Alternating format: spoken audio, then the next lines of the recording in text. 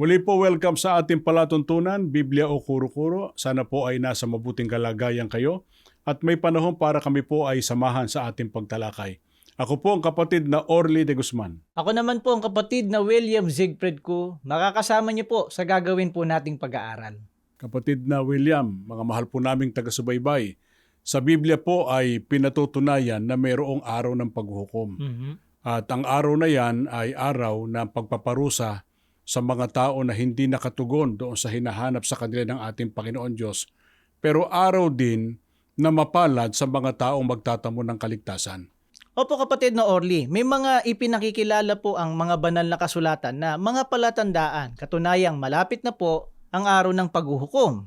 Ang isa dyan yung kahirapan, mga kaguluhan, mga kagutom, mga paglindol, at mga digmaan. At yan nga ang dinaranas ng napakaraming tao, lalo sa panahong ito na pinatutunayan lang na malapit ng araw ng paghuhukom. Opo. Kaya ngayon pa lang, kapatid na William, dapat masiguro ng tao na pagdating ng paghuhukom, kabilang siya doon sa mga tao na ipinakikilala ng Biblia na mapapalad. Sinasabi ba sa Biblia kung sino mga taong yon? Opo kapatid na Orly, katunayan, ganito po ang ating mababasa mga kaibigan at mga taga-subaybay. Sa aklat po ng Apokalipsis, dito po sa 14, ang talata po ay 13, babasahin namin sa inyo sa Bibliang sinalin ni Edgar J. Goodspeed sa pagkakaliwat po sa wikang Pilipino. Pagkatapos ay narinig ko ang isang tinig mula sa langit na nagsasabi, "Isulat mo, mapapalad ang mga patay na mula ngayon ay mamamatay bilang mga Kristiyano. Oo, tugon ng Espiritu. Bayaan silang magpahinga sa kanilang mga pagpapagal sapagkat ang kanilang ginawa ay sasama sa kanila." Ayon sa talatang binasa po natin, ang pinatutunayan po ng Biblia ng mga taong mapalad, sila po ang mga taong namatay bilang mga Kristiyano. Yung bang mga ginawa ng mga tunay na Kristiyano, kapatid na William, samantalang sila ay nabubuhay, sa araw ba ng kanilang kamatayan ay baliwala ang lahat ng kanilang pagpapagal alang-alang sa kanilang pagiging Kristiyano? Hindi po kapatid na Orly, kasi sabi rin po sa atin ng Biblia, mapapalad ang mga patay na mula ngayon ay mamamatay bilang mga Kristiyano. Magpahinga sila sa kanilang mga pagpapagal sapagkat ang kanilang ginawa ay sasama sa kanila. Yung kapahingahan ito sa bayang banal sapagkat doon pahinga sa lahat ng pinagdaraanan ng mga tao sa buhay na ito. Sa makatwid, sa kabila ng mga binanggit mo kanina, kapatid na William, Opo. na mga palatandaang malapit ng paghuhukom, mga kalamidad, kagutom, paglindol, digmaan, dapat ipagpatuloy ng mga tunay na Kristiyano yung kanilang mga ginagawa na may kinalaman sa pagiging Kristiyano nila para sila'y maging mapalad pagdating ng araw ng paghuhukom. Sa panahon natin, napakaraming iba't ibang relihiyon, kapatid na William. At ang kanilang sinasabi, mga relihiyong Kristiyano daw sila. Kaya ayon sa Biblia, sino yung mga tunay na Kristiyano na tinitiyak na magiging mapalad pagdating ng araw ng paghuhukom? Ganito po mababasa natin, mga taga-subaybay, pakinggan niyo po ang pahayag ni Apostol Juan dito sa unang 1, sa 2, ang talata po ay 4. Ganito po ang mababasa natin sa Saling The Living Bible sa pagkakaliwat na po sa wikang Pilipino namin babasahin. Maaaring sabihin ng isang tao, "Ako ay isang Kristiyano. Ako'y nasa daan patungo sa langit. Ako ay na kay Kristo." Ngunit kung hindi naman niya ginagawa ang iniuutos sa kanya ni Kristo na gawin niya, siya'y isang sinungaling. Ang tunay pong Kristiyano na pinatutunayan po ng Biblia na ito nga po'y magiging mapalad sa araw po ng paghuhukom, ayon kay Apostol Juan, yung ginagawa po ang iniuutos sa kanya ng Panginoong Hesukristo na dapat niyang gawin. Di ba nagkamali ka ng basa? Baka ang nandyan yung sumasampalataya lang sa ating Panginoong Hesukristo, Kristiyano Ay, hindi na. po, kapatid na Orly, kasi malinaw po na binasa natin mula po sa banal na kasulatan na yung gumagawa sa iniuutos ng ating Panginoong Hesukristo, yun po yung tunay na Kristiyano. Paano kung nagpapakilalang Kristiyano pero hindi ginagawa yung ipinagagawa ng Panginoong Hesukristo. Ano tawag doon? Sinabi rin po sa talata, siya po ay isang sinungaling. Yung bang sinungaling, pag binasa natin sa Biblia, magtatamo ba ng kaligtasan? Mapalad ba sila pagdating ng araw ng paghuhukom? Hindi po, kasi ayon din po sa aklat ng Apokalipsis, kasama po yun sa mapapahamak sa dagat-dagatang apoy. Kaya kailangang sundin yung utos ng Panginoong Hesukristo para mapatunayan niya ng isang tao na siya'y Kristiyano at siya maging mapalad pagdating ng araw ng paghuhukom para tamasahin yung kapahingahang ipinangako ng ating Panginoon Diyos.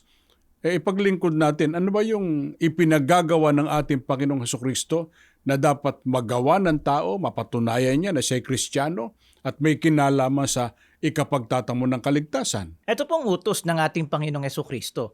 Mababasa po natin sa aklat ng Juan, dito po sa 10, 7 at 9, sa saling Revised English Bible sa pagkakaliwat po sa wikang Pilipino. Kaya muling nagsalita si Jesus, buong katotohanang sinasabi ko sa inyo, ako ang pintuan ng kulungan ng mga tupa. Ako ang pintuan. Sino mang pumasok sa loob ng kawan, sa pamamagitan ko ay maliligtas. Malinaw po ang utos ng ating Panginoong Hesukristo. Sabi po niya, sino mang pumasok sa loob ng kawan, sa pamamagitan ko ay maliligtas. Kaya ang tumalima sa ipinagagawa ng Panginoong Hesukristo, sila ang mga tunay na Kristiyano. Opo. At paano sila makikilala? Sila ba ay nakakalat, kapatid na William, sa iba't ibang sekta ng relihiyon? Hindi po. Hindi po kalat-kalat. Hindi kung saan-saan po sila matatagpuan. Kundi ayon po sa tinuturo sa atin ng Biblia, dapat po nasa loob sila ng iisang kawan. Ano katunayan na yung mga nasa loob ng kawan mapapalad pagdating ng araw ng paghuhukom batay sa talatang ating binasa? Sinabi rin po ng Panginoong Hesukristo na sino mang pumasok sa loob ng kawan sa pamamagitan ko ay maliligtas. Kaya pag dinaligtas, sabi palad yun. Opo. Hindi ho makakaasa doon sa pananahanan sa bayang banal na naroon ng tunay na kapahingahan. Ang problema sa iba, kapatid na William, pagka ang pag-uusapan ay kawan ng Panginoong Hesukristo, napakaraming iba't ibang mga kuro-kuro opinyon ng tao tungkol dyan. Pagkakawan daw ng Panginoong Hesukristo, kahit anong relihiyon, basta Kristiyano, basta nananalig kay Kristo, basta si Kristo ang Panginoon, kawan daw ng Panginoong Hesukristo. Yung bang sinasabi nilang yun batay sa Biblia o batay sa kanilang kuro-kuro? Kuro-kuro po nila yung kapatid na Orly. Kasi malinaw po na itinuturo ng Biblia kung alin po ang kawan. Katunayan, mga kaibigan, ito po mababasa natin sa Aklat ng Mga Gawa 20 at 28. Ingatan ninyo kung gayon ang inyong sarili at ang buong kawan. Narito'y hinirang kayo ng Espiritu Santo na mga katiwala upang pakanin ang iglesia ni Kristo na binili niya ng kanyang dugo. Ang binasa po namin mga kaibigan ay mula po sa Gawa 20:28 na salin po ni Ginoong George M. Lamsa. At ipinaglingkod po natin sa mga taga-subaybay natin, kapatid na Orly, ang pagkakaliwat na po sa wikang Pilipino. Malinaw po na pinatutunayan sa atin sa talatang ito na yung kawan, ito po ang iglesia ni Kristo na binili o tinubos po ng dugo ng Panginoong Hesukristo. Kaya ang mga tunay na Kristiyano, kapatid na William, batay sa mga talata na binasa natin, na mapapalad sa araw ng paghuhukom sapagkat magtatamo ng kaligtasan, saang iglesia sila kaanib? Dapat po, nasa iglesia ni Kristo sila. Kaya nga Kristiyano, Opo. mga kaanib po sa tunay na iglesia ni Kristo. Kaya sa lahat ng naghahangad na maging mapalad sa araw ng paghuhukom, napakahalaga na siya ay abutan o datnan ng paghuhukom kaanib sa tunay na iglesia ni Kristo.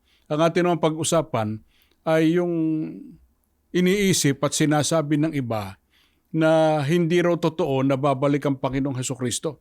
Kaya ayaw nilang maniwala na mayroong araw ng paghuhukom. Bagaman nasa Biblia po yung araw ng paghuhukom Pero ipaglingkod natin, kapatid na William, sino bang nangako na magbabalik ang ating Panginoong Hesukristo? Ganito po mababasa natin, kapatid na Orly, at sa mga taga-subaybay, nakatala po sa aklat ng Juan, dito po sa 14, ang talata po ay 2 hanggang 4. Sa bahay ng aking ama ay maraming tahanan, kundi gayon ay sinabi ko sana sa inyo, sapagkat ako'y paroroon upang ipaghanda ko kayo ng dakong kalalagyan. At kung ako'y pumaroon at kayo'y maipaghanda ng kalalagyan, ay muling paririto ako at kayo'y tatanggapin ko sa aking sarili, upang kung saan ako naroroon, kayo naman ay dumuon. At kung saan ako paroroon, ay nalalaman ninyo ang daan. Ayon po sa mga binasa nating talata, nangako po ang ating Panginoong Hesukristo na siya po ay paririto. Ang sabi niya, ipinaghahanda niya ng kalalagyan yung kanyang mga hinirang. Opo. Yun din yung binasa natin kanina na naroon ng kapayapaan.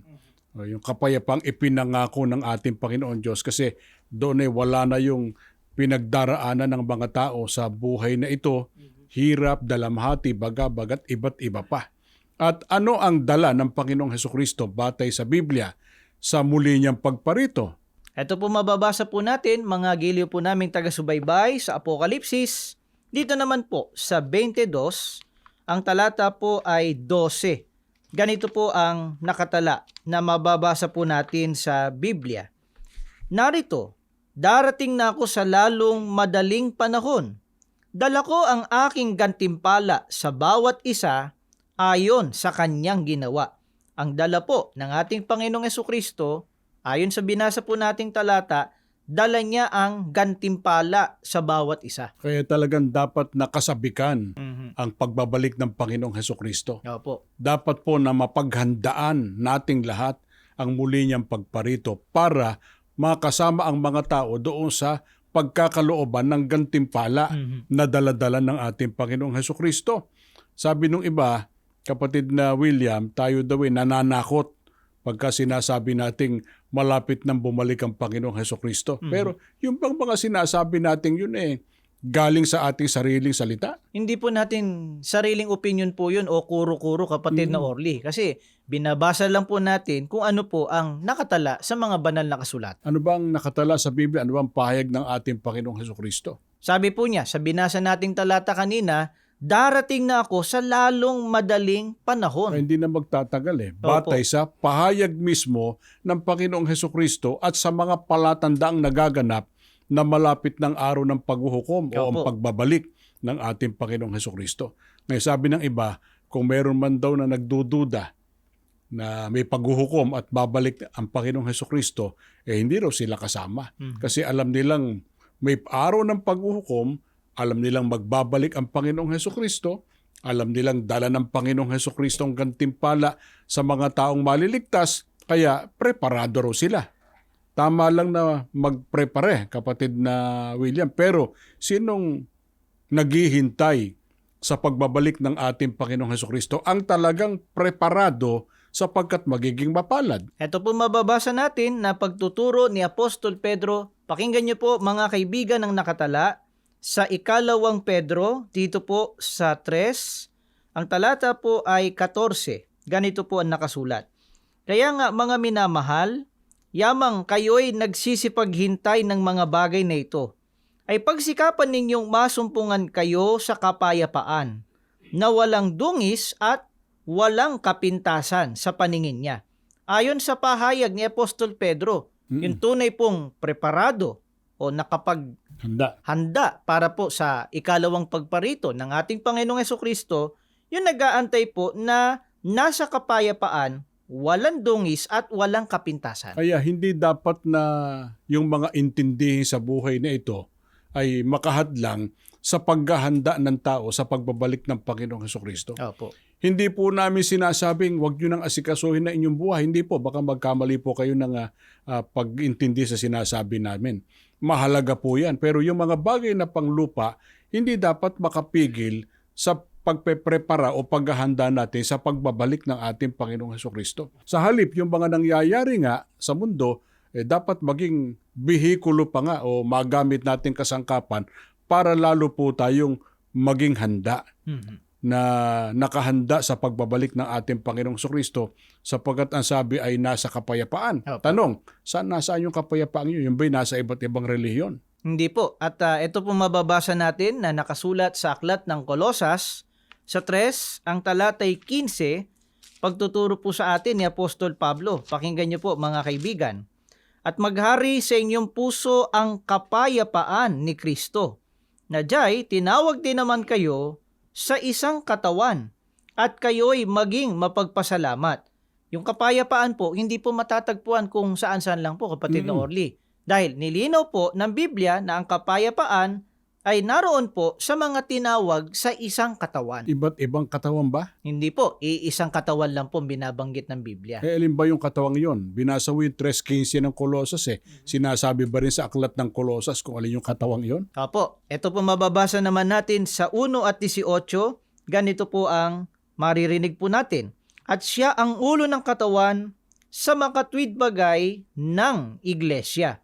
Ang katawan po na pinatutunayan ng Biblia, kapatid na Orly, ito po yung iglesia. Paalala natin, binasa natin kanina yung Gawa 20:28 Ano pangalan ng iglesia na katawan ng Panginoong Hesukristo? Yun po ang iglesia ni Kristo. Kaya saang relihiyon o iglesia, kaanib, kapatid na William, ang mga totoong nagagawa ang paghahanda sa pagbabalik ng Panginoong Hesukristo? Dapat po, nasa iglesia ni Kristo sila kung talagang handa sila sa pagbabalik po ng Panginoong Hesukristo. Baka nag-iisip ang mga sumusubaybay, bakit sinabing may kapayapaan yung mga tinawag sa isang katawan o sa iglesia ni Kristo? Ano dahilan? Ito po mababasa nating dahilan. Pakinggan niyo po, sa aklat ng Roma, dito sa 8, ang talata po ay 1, pagtuturo po ng Apostol Pablo.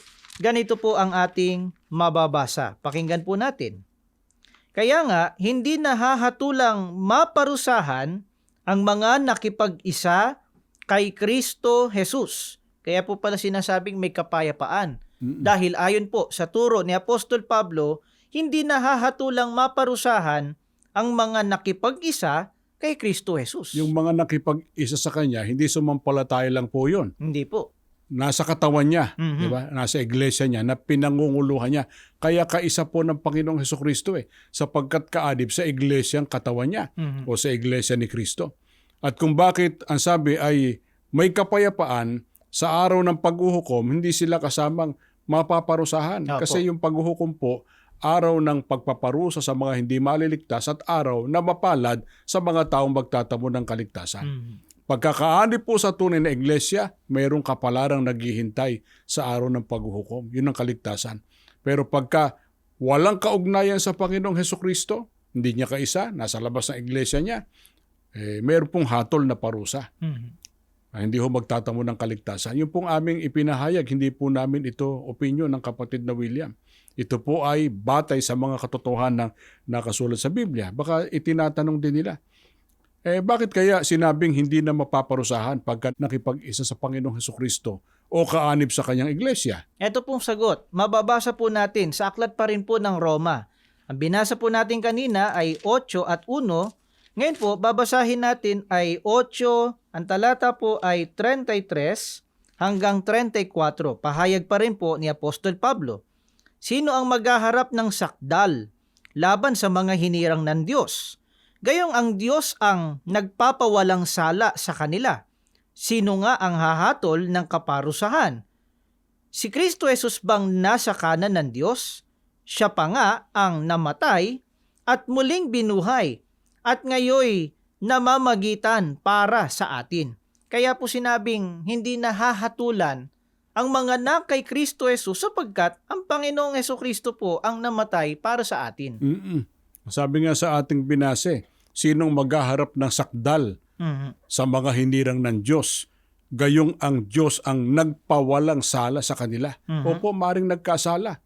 Pero pinawalang sala po ng Diyos mula nang ang tao'y masakop ng pagtubos na ginawa ng Panginoong Hesukristo. Na sa Gawa 20:28 na binasa po kanina ng kapatid na William, sila ang mga kaanib sa tunay na iglesia ni Kristo. At diyan sa 8:33, ipinapansin mo nga yung kanina 8:1 ng Roma. Opo. Yung mga hinirang ng Diyos na binabanggit, sila din yung mga nakipag-isa kay Kristo o mga kaanib sa kanyang iglesia. Salamat po sa inyong pagsubaybay. Kami po'y nag-aanyaya, samahan niyo po kami sa panalangin. Ama na aming Diyos, banal at makapangyarihan ka po sa lahat. Amen.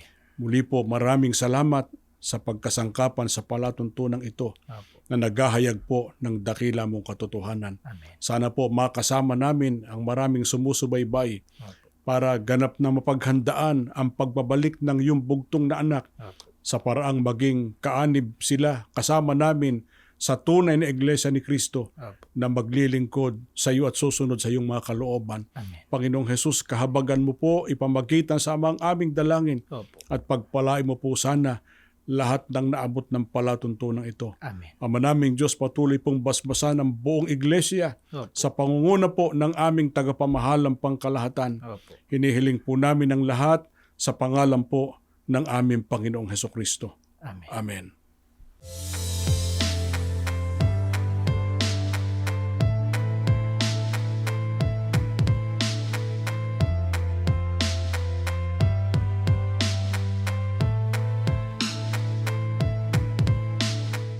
Para sa patuloy pa po ninyong pagsusuri sa mga aral ng Biblia na sinasampalatayanan ng Iglesia ni Cristo, inanyayahan po namin kayo na manood sa INC TV, makinig sa INC Radio, at sa amin po mga official online content sa YouTube channel na Seek the Truth. Maaari din po ninyong puntahan ang website na iglesianicristo.net. Maraming salamat po.